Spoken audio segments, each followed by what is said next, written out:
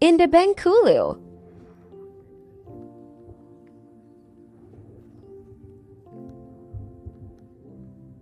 Lona omkhulu wenu uZinwabisa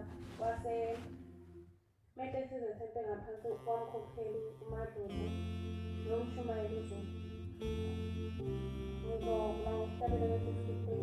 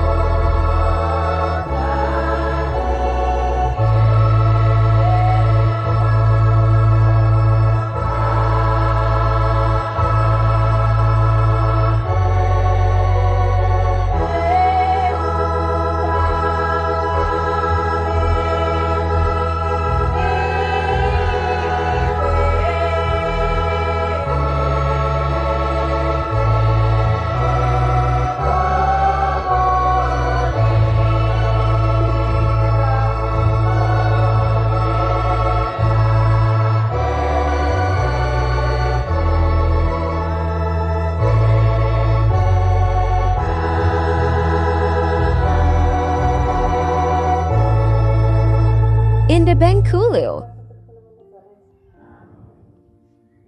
Ngizodlula into emayeleni noma ngayizwa ekhambeni.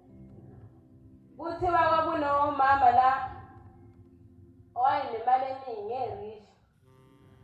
Kuthiwa wathi mase ebona omunye umama umakhelwane wakhe ehlupheka. Wasethi ngiyabonga Shembe yadothi ngoba ngihlupheki. Wathi lo mama uhlupheka umakhelwane wakhe. Nawe hamba wabona omunye umuntu oyephambene ngokwekhanda. Wabonga nawe uShembe uNyazi ukuthi ubonga ukuthi nakahlanye usaphila. Lathi lolu hlanye nalo manihamba lo muntu ongaphilile yakhe ekhanda. Kwase yidlula imoto eyayithwele ibhokisi. Yasibonga uShembe uNyazi ukuthi bonga ukuthi usaphila umphefumulo. Inyama yasahlangene nomphefumulo. Manazaretha mkhulu uNyazi lukhulu uNyazi Lwezulu usho ukuthi nibonge ngokuphila nangokuvuka kwenu. Kunesikhathi lapho uManazaretha okwathi ubaba uma eseqala selungisa into ekhaya, ethi kade engahambi kahle ekhaya. Omakhelwane besibuyela phansi beze bethi ngesinye isikhathi ugogo wasekhaya wayeganga. Wahamba isikhathi ubaba ezama egcekeni. Wazama wahamba walunga. Wathi ngo-2019 wasehamba eThempelini edoda umfundisi uKhumalo wakhona la eGibhithe. Bamba bavakashela iThempeli laseLungisana.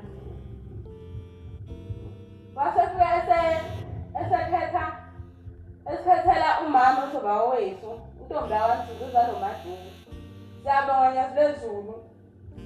Kuyinamhlanje konke kuhamba kahle ekhaya. Ubaba usezavula nje nanenkampani eqamba ngegama lagogo.